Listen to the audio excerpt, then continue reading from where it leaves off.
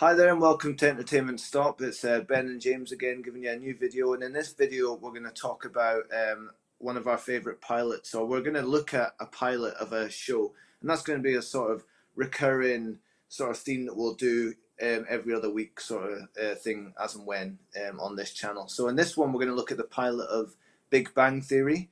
It was one of my top 5 favourite shows of all time. Again, not because the quality of writing was that amazing, but because it's just one of those shows I can watch over and over again. And this was your decision to watch this one, Ben. And can you give us a bit of background as to why you wanted to watch the Big Bang Theory pilot? I was looking for everything I can watch, and it came down to the fact that it was 22 minutes. Is that what it was? That was basically it. Easily digestible. Yes, that was it. Easily digestible, and as we've discussed in other videos, that's that's a prerequisite for us nowadays because I know that there are pilots that we're gonna do probably at least a take that won't be 25 minutes. Well, it was perfect. And I found this one would be a perfectly digestible chunk. Okay, so a bit of background on this pilot for the Big Bang Theory. It starts with Sheldon and Leonard, who are at the very beginning. They go to a sperm bank for high IQ. Yeah. And they're going to basically, obviously, deposit some sperm to make some money, for their to improve their internet connection in their flat or their apartment. So you get their interaction with the woman or the receptionist, who's doing the crossword, and it shows that they're really smart because Leonard solves the crossword puzzle in a minute, basically. And the woman is absolutely pissed. She can't believe this. She's not happy. And then she gives them the forms to fill out, and as they're filling them out, they get cold feet and they leave. Now, just breaking that bit down, that's quite a departure from sort of what you would expect from the Big Bang Theory if you'd seen it through every single season. If from the Sheldon perspective, because Sheldon's like anti-sexuality, anti-touching, so you can't imagine him going in now watching the show now. You can't imagine him going into a room and masturbating into a for want of a better word, into a cup to make money, and it was his idea. See, and that's what I had to tell myself I wanted. I had to look at it on the basis as if I was watching it for the first time. Yeah. And not know where the show goes. Yeah, exactly. So it was quite a departure from his character that we know and love now. Yes. And has his own show now, Young Sheldon. Yes. So going from there, they get back to their apartment building, and you see them going up the billions of flights of stairs, which becomes a running gag throughout the show, but it's not at the moment. You see the big out of order signs across all the lifts or elevators if you're American, and as they're coming up, they meet their new neighbor, but the new neighbor, Penny, and she's kind of just got her door open and she's moving in, and that's where you see Leonard being a bit hypnotized by her, and you can see that he's attracted to her, and you can see sort of Sheldon's nonplussed attitude to it. But this Sheldon is different again. I mean, Leonard is quite similar to how he's always been throughout the series, but Sheldon was actively engaging with Penny, his new neighbor, whereas you probably wouldn't see that nowadays. And he was quite. He would have told them that he'd off to see to watch Battlestar Galactica, you know. Well, that was one of the jokes in the first episode.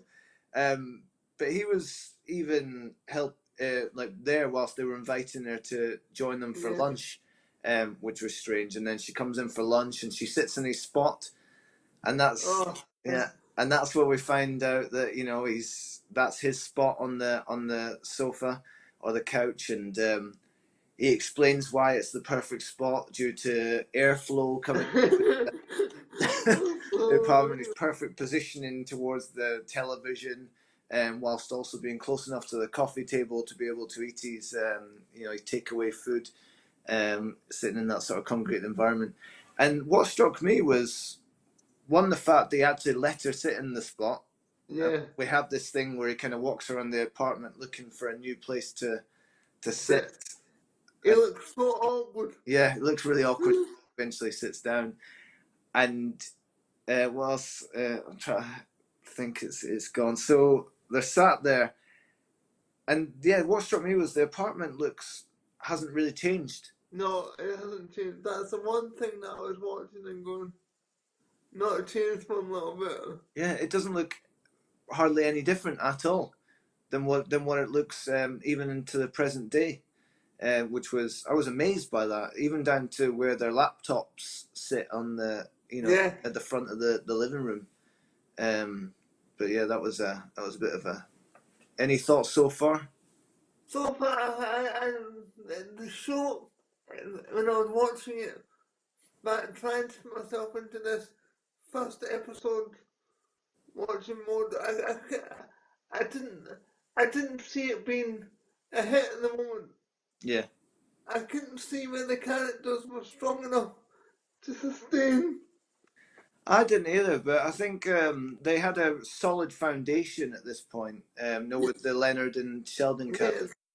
And then obviously Penny's developed a lot more over the years, and she's got a lot more personality than just this blonde girl, good-looking girl next door.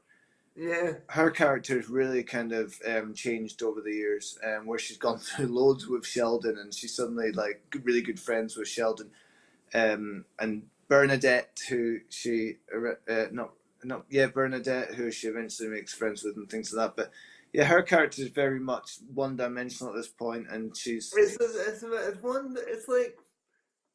like sitcom character number 2.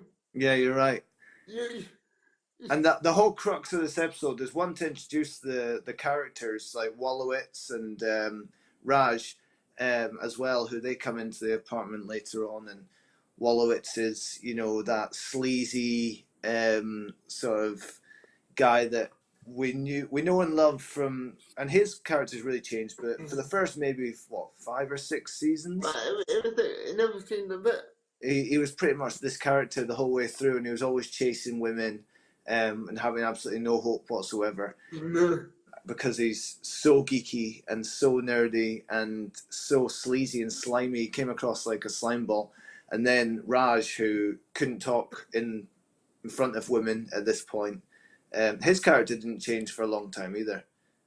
So it was kind of introducing those characters. But the main crux of the show, or this episode, was the fact that Sheldon and Leonard had to go and get Penny's TV back from her ex-boyfriend, and the interaction as they do so. They eventually try and get the TV back. They meet Kurt, her ex-boyfriend, who takes their trousers away from them, and they go back and show Penny that they tried, and that's sort of setting up that relationship where she's thankful that they are trying to help her out, and that's sort of setting up a friendship between all of them, and is setting the scene for the show as it goes ahead. But that's kind of the pilot in a nutshell, really. Yes. After watching the pilot, I didn't think it was that great an episode, to be honest. However, but watching it just for that one episode alone, I didn't think it was that great. But knowing what I know now, it all makes sense. I agree. I didn't think it was that excellent an episode, and as a pilot, it probably shouldn't be, especially for a sitcom, because it's kind of just setting the scene. And you can always change characters, as happens a lot. But what I've noticed is they pretty much nailed the characters for the first 4 or 5 seasons in that one pilot. Oh yeah, you knew that Leonard was the one that kept Sheldon At bay. At bay. You knew that Raj and Wolowitz were like the friends that just hung around. Yeah, they're like best friends. You can tell they come in together, and that pretty much is a standing joke throughout the whole of the show now, where they're like lover. They're almost like boyfriend and girlfriend, or boyfriend and boyfriend. And you knew that Penny was just the person that would eventually get to like the people that they'd set up. Yes, so she was like the absolute juxtaposition of those 4 guys. She was like the complete polar opposite.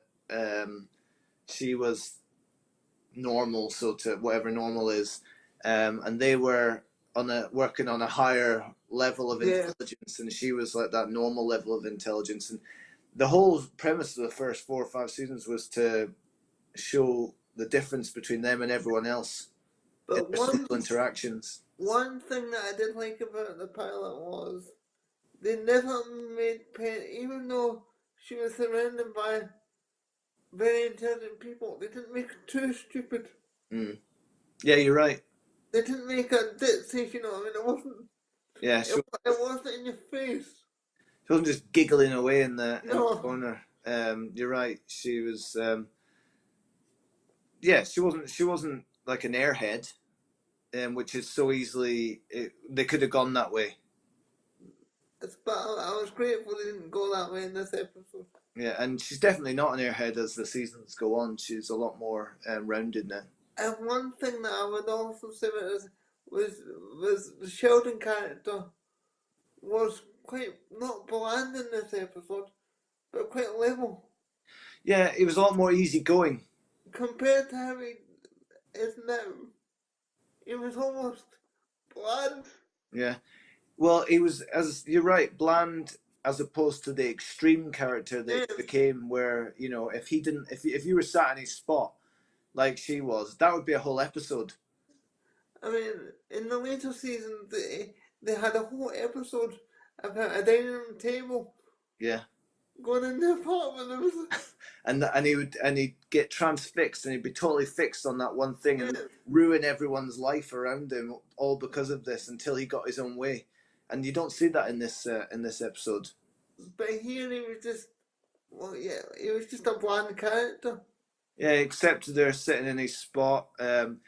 He offered, without even saying anything, offered Raj and Howard a drink out of his fridge. You would not get that as from a character like Sheldon in later episodes. They would have had to have gone and got it themselves, and there'd have been a big conversation about it. I mean, we're looking at it from the fact that we've seen almost every episode. But on this episode, it just didn't seem like the show. You couldn't have imagined how they were going to take his character. I know. But if you haven't watched Big Bang Theory, it's definitely a recommendation from me. I don't know about Ben, but it's definitely a recommendation from me.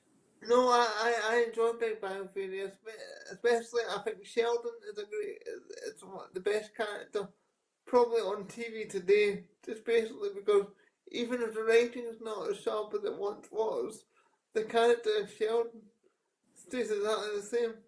You're right. So and that's the good thing about his character. He's very set in his ways, and that, if you haven't watched it, that is something that you can look forward to, seeing a evolution from that first character you see in the pilot, pretty much into the next or the third episode, whatever it is, where he suddenly becomes this extremist, set in his ways guy who just ruins everyone's life around him, and hilarity ensues. But one thing that is very apparent in the later seasons, because I don't think we'll be discussing this again for a while, is the fact the characters around him need him. Yeah, they do. And without him, they're not really a unit. He is the glue that holds the whole thing together. I think they have one time when they're all grateful that he's going away for Christmas. and then they're all there for Christmas and they realise how much he needs to be there for them to be able to communicate and have a good time. That is a good point. He does become the glue of the show, really, doesn't he? And that's basically it. Big Bang Theory, even though it's got great characters, if Jim Parsons ever decided that was it, the show's over. I think it'd be done. I genuinely agree with you. I don't think it can continue without him. Sad to say, I just don't think it can. I think without Jim Parsons, that would be it for the Big Bang Theory. Okay, well, that's our overview of the pilot, unless you've got anything else to add, Ben. No, I think I've covered it all. Cool. All right, so if you like this video and you want to, if you've got any suggestions about what we should discuss pilot-wise in any future videos, then please leave comments in the comment section below. If you like this video, then please think about subscribing to the channel, and like what we do, then please think about subscribing. Hit the like button, ring the bell for notifications for any future videos. And where can people find you, Ben? At Ironside1982 on Twitter. and they can find me at James Allen Yo on Twitter. So I'll put a little link up there. Thanks for watching. We'll see you in the next video.